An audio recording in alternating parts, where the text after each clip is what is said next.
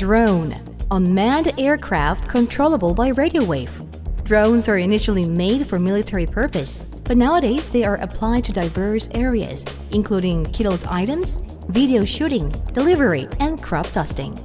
To operate the existing drone models, people use a dedicated controller or a camera-based hand gesture recognition technology.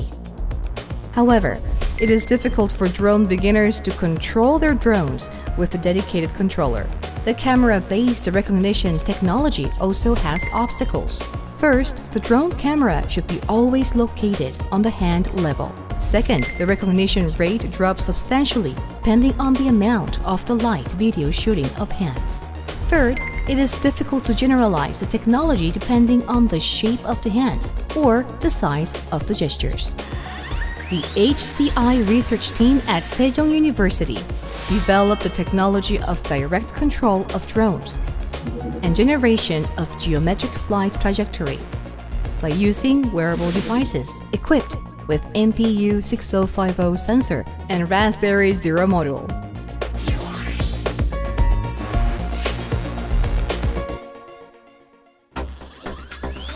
Even a drone beginner can directly control a drone with his or her intuitive gestures by using the wearable device designed to control drones easily by replacing a remote controller.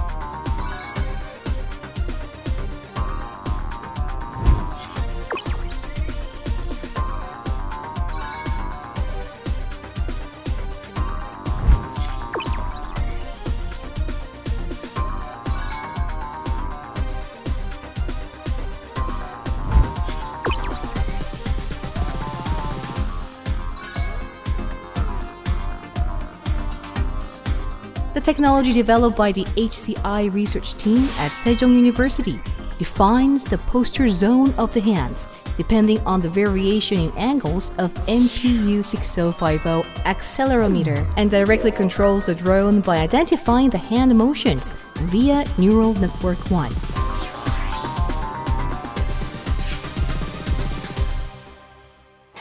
Thanks to its more evolutionary approach than that of simply using gestures, the technology recognizes the hand gestures of the drone user, so that the user can order his or her drone intuitively, conduct a certain mission, including generation of geometric flight trajectory.